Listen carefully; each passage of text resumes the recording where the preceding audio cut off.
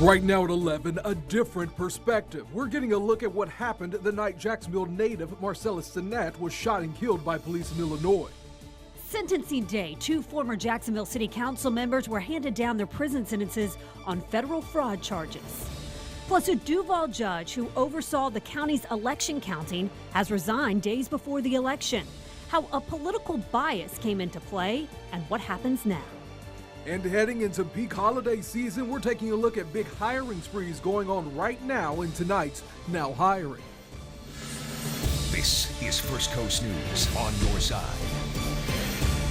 But first tonight, we start with the arrest of a 14-year-old boy who, according to the Jacksonville Sheriff's Office, is accused of shooting and killing someone over the summer. Thank you for joining us this evening. I'm Heather Crawford. And I'm Anthony Austin. We know at this hour, the teenager was taken into custody for a shooting back in July. This all happened on the 24th at the intersection of Ricker Road and Melvin Road. That night, officers said there had been some type of confrontation between two groups. And at that time, we were told one person had been shot who died at the hospital the next day.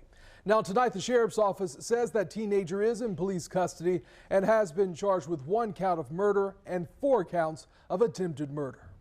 Now to new details in the death of a Jacksonville Beach boy. A Jacksonville Sheriff's Office report states the child's father told police that the boy's mother tried to kill the young child.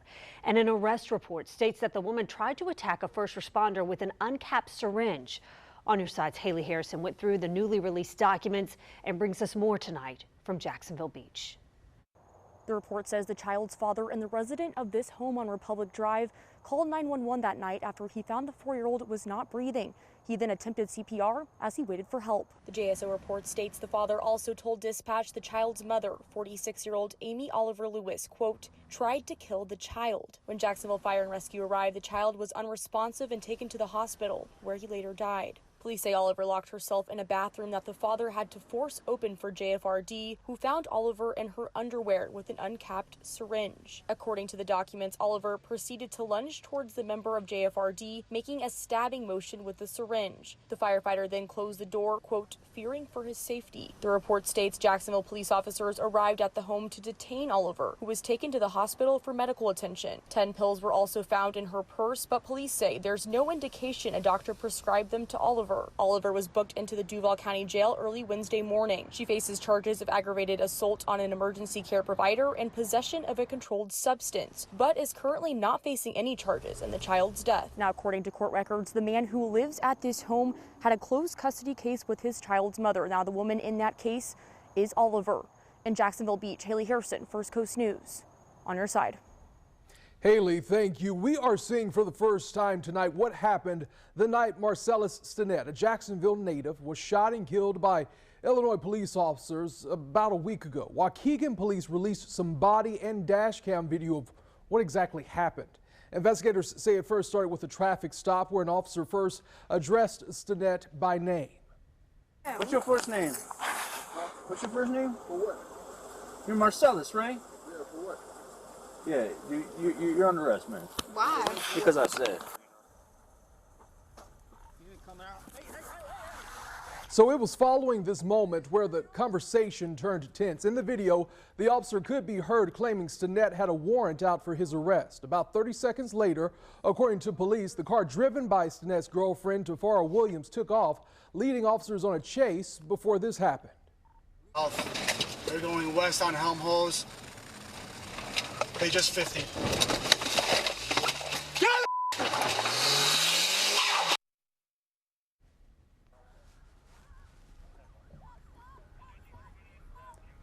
So it was then when the car went into reverse, then several shots were fired at it by an officer who has not yet been identified, and that car crashed into a nearby building. According to the Waukegan police chief, that officer was fired for violating multiple department policies.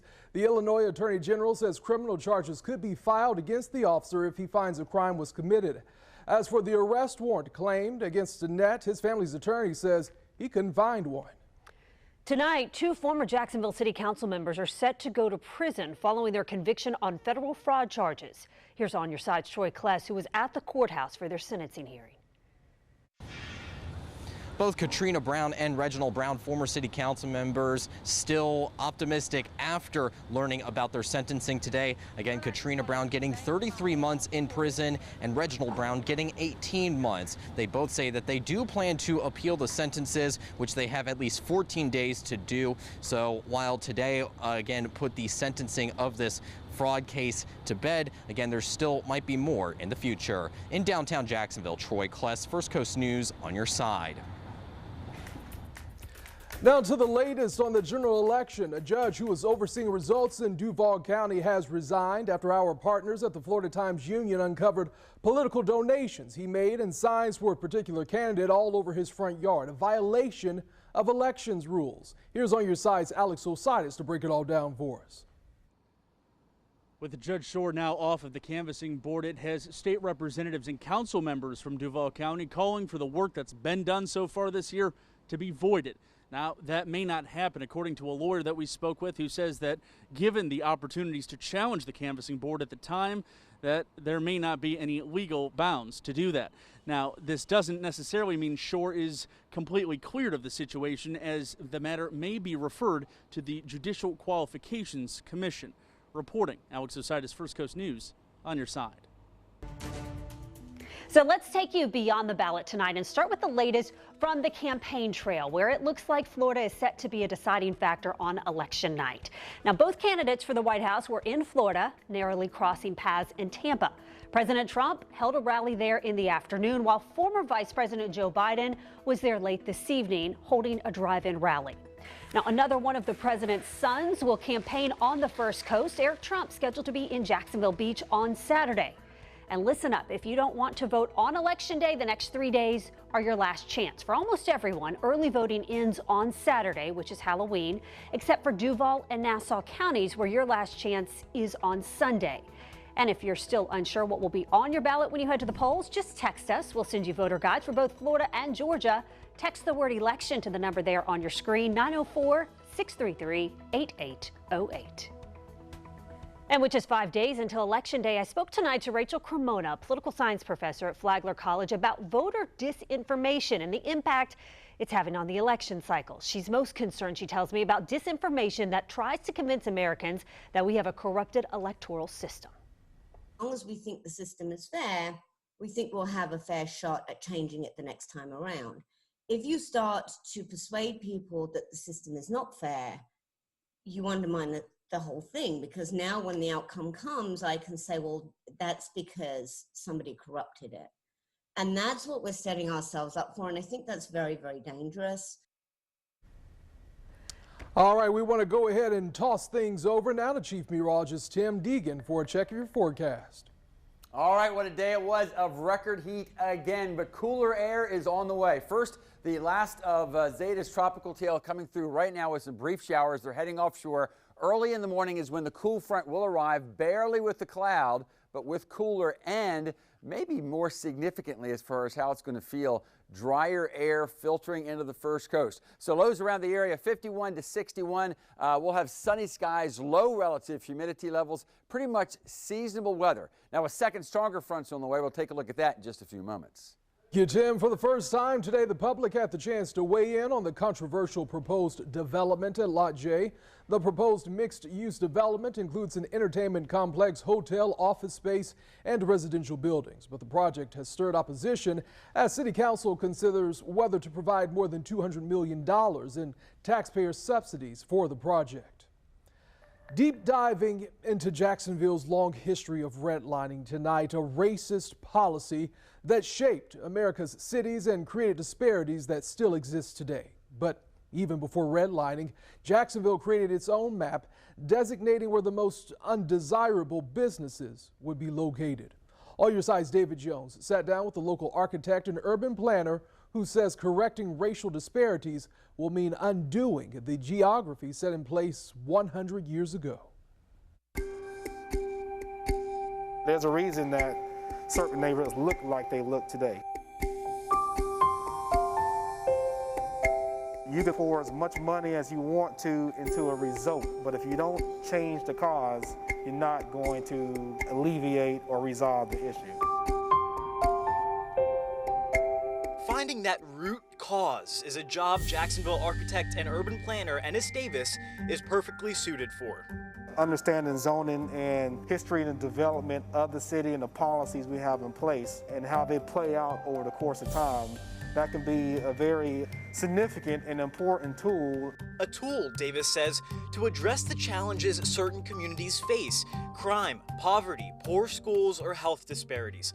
All issues disproportionately impacting Jacksonville's majority black neighborhoods, and many can be traced to a city map dated 1930, the first zoning map in Florida. By that time, racial zoning had been made illegal. Exclusionary zoning was a way around that. These particular areas were zoned as unrestricted zoning areas because they were black. Unrestricted meant you could put any type of land use there.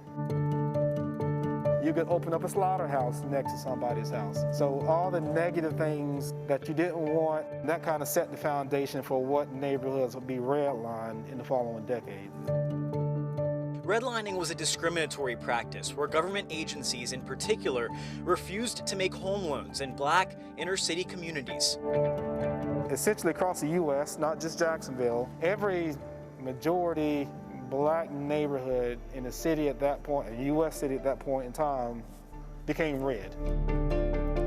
The 1957 redlined map of Jacksonville simply reinforced the city's original zoning map, dictating which neighborhoods would see money and investment and which would get nothing. It starts this pattern of the haves and the have-nots in terms of Jacksonville's neighborhoods and development that would occur over the next 90 years, even up to today. Davis says understanding some city problems were both structural and deliberate offers a guide to possible solutions. Understand your history, understand the policies that are put in place and how they played out over time, and you might have to go back and change some of these things in the zoning or your public policies that will lead to different outcomes. In Jacksonville, David Jones, First Coast News, on your side. Interesting report there by David explaining how things came to be. Well, today the U.S. Commerce Department says the economy saw its fastest growth ever for the third quarter. It comes with increased consumption and exports, but there's still a long way to go before the economy fully recovers from the pandemic. If you're looking for a job right now, I want to help you out. This Friday is called UPS Brown Friday. It's the delivery company's annual one-day hiring blitz with nearly 250 hiring fairs across the country, including one right here in Jacksonville. The event will be held virtually, and you'll do an online interview with someone in human resources. UPS plans to sign up at least 50,000 new employees and will be making job offers on the spot. In Jacksonville, UPS is still hiring for more than 1,200 positions, including driver helpers, package handlers, and seasonal drivers. Go to upsjobs.com/Brown Friday for more information. And happening next week, Paychecks for Patriots. It's a local hiring event dedicated to connecting employers with veterans and military spouses. It's happening from 10 a.m. until 2 p.m. Thursday, November 5th. Organizers say more than 50% of the veteran and military candidates who took part in last year's event gained employment. You can find all of this information right now on firstcoastnews.com and also on my social media pages. All right, thank you, Anthony. Well, both Home Depot and Best Buy are some of the biggest stores to release all their Black Friday deals right now. Since in-person shopping won't be possible in many stores this year, a lot of them are getting the money flowing right now by letting you shop online for those bargains. Lewis Turner is on your side tonight with some of the unique ways stores will let you try things out this year. Chestnuts roasting on an open fire. One of the best holiday traditions for me growing up was, as a kid, getting the various store catalogs, flipping through and kind of circling through what they want. It happens already, like my kids have already done a number to the Target ad, but now you've got the Amazon ad that they can go through and kind of circle what they want. And along with that tradition is Black Friday, but with COVID, of course, that's going to be a lot different this year. Let's check it out. We may be tired of hearing about the new normal, but coronavirus continues to upend time-honored traditions, and that includes Black Friday. So how will it be different this year? Let's connect the dots. First things first, forget about camping out in long lines as soon as Thanksgiving dinner is done. Maybe that's really for the best, folks. Stores that normally have a big crush of crowds have announced they will be closed on Thanksgiving. That includes Walmart, Best Buy, Target, Kohl's. But that doesn't mean there won't be big deals. A lot of stores have suffered during the pandemic and will be working hard to lure customers back. Experts predict we will see Black Friday deals rolled out now to extend that holiday shopping season even further. And instead of doorbuster deals, you should expect to see big deals offered online, not just in the stores. Stores are doing more than just discounts to entice pandemic-weary shoppers. Walmart has a new tool to let kids try out toys online. Best Buy is letting shoppers make appointments.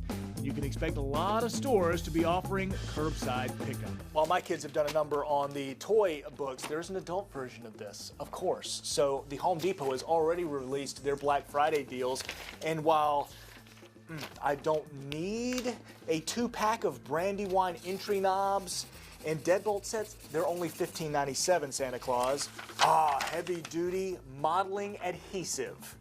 Circle that for myself. All of this, of course, on firstcoastnews.com, some of the deals there. In the meantime, I'm Lewis Turner, First Coast News, on your side.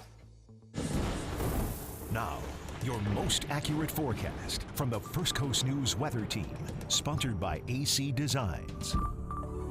Well, although many around the southeast are still waiting for their power to come back on from, well, Zeta, for us, I think a lot of us are just looking ahead to the last month of the hurricane season, ending on November 30th. But is there anything really magical about November 30th? Not really. It's just gradually by that time, the ocean temperatures have decreased, the amount of shear, the jet stream activity has increased. But still, there have been times since 1975, 5 times over the last 40 plus years, where the conditions have been just right, or not, depending on your outlook, in which storms can form. And there's been other times when tropical depressions have developed. Again, when the situation is just right. And this year, it's been gradual, but now this year, the ocean temperatures are 1.5 to 2 degrees warmer than they used to be. There's a lot of potential energy out there, folks. So yes, after Thanksgiving, can we relax? Sure, but don't be surprised if we yet go deeper into the Greek alphabet. Speaking of, Zeta's tropical tail is coming through right now. We just have had some showers end along I-95, and we even have bright stars off to the west, and that's the drier, cooler air on the way. Speaking of Zeta, there's Zeta well off to the north of us.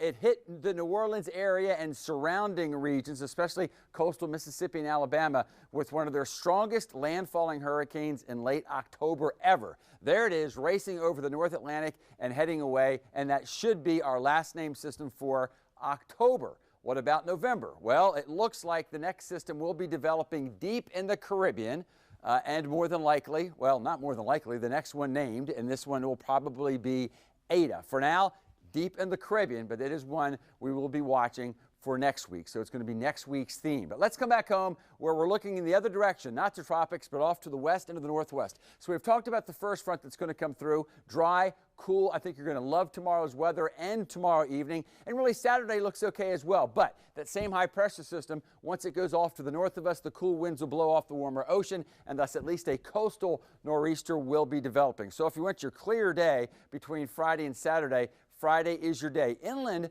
Saturday looks pretty nice, but again, along the coast, we're going to have those coastal showers, and the winds will pick up, so the small craft flags will be flapping. Looking at the weekend, remember, it's our longest weekend with a lull on Sunday before the next strong cold front arrives on Monday. But overall, on Saturday, I think looking like a treat.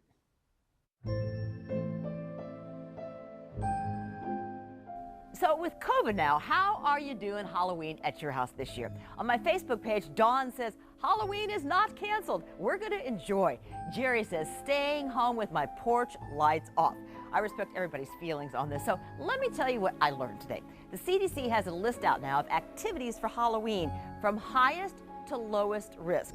First, red, warning, watch out. 3 high-risk things. Letting your kids go door to door to get candy. Trunk or treat events, handing out candy from trunks of cars and big parking lots. Also high risk, going inside a haunted house with a lot of screaming. But now to green, lowest risk activities for Halloween this year. The CDC says go virtual with a costume contest or decorations. Jeannie Blaylock, First Coast News on your side. From the FARAH and FARAH Sports Desk, it's First Coast Sports. Okay, before we get into it, the big news of the day comes out of Clemson, South Carolina. The #1 quarterback prospect in the country, Trevor Lawrence, maybe a future Jacksonville Jaguar, tested positive for COVID-19 today. Expected to miss Saturday's game against Boston College and next week's game against Notre Dame unless something changes, a la Nick Saban having a false positive test. The Jaguars have struggled over the last 6 weeks. Gardner Minshew in particular over the last 3 barely completed 50% of his passes against the Chargers on Sunday. Why is that? X-rays today showed that Gardner has multiple fractures in his thumb. So why play through the pain? Gardner, of all people, knows how easy it is for there to be turnover in his job. He took over for Nick Foles, who went down with an injury last year. He even had a story about trying to gain another year of eligibility in college. This was back in 2019. The attempted broken hand. It was like, that was really the only way for me to get a red shirt, at the time, to get a medical. So I had the bright idea to try to break my hand, but it didn't work. I guess fortunately, I was looking back, it was pretty dumb. Believe it or not, that breaking your hand is pretty dumb. Have we talked about this? Florida on Saturday wearing some uniforms they haven't worn since the late 60s. All blue helmets with the old school F on them. Throwback for homecoming weekend against Missouri. Kyle Trask this week says, ready to get back on track in the swamp, and the energy in the building is really, really high. The Gators haven't played in 2 weeks due to multiple positive COVID tests. They actually had 6 more positive tests this week, but it hadn't spread beyond that. Those guys are in quarantine. The team ready to go on Saturday. So it's a little different because we're in quarantine. We got to do some Zoom stuff and things like that, but we're just treating it like a bye weekend, so we should be able to keep that rhythm going.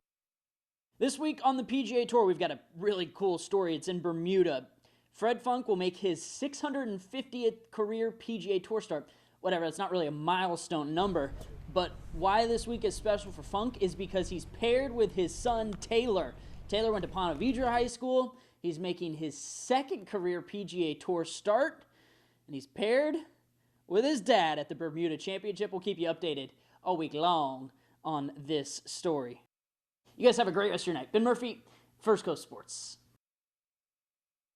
This is the reality. One of the things you want to do is to de-blackify your house. Where racism meets real life and cost real money. Racism is heartbreaking. You're black and you're buying or selling a house at the intersection of race and real estate. Try to put it out of your mind so that you don't stay angry. Plus the painful financial truth. Wish people weren't racist. Racism in Realty. Tomorrow at 6, First Coast News on your side.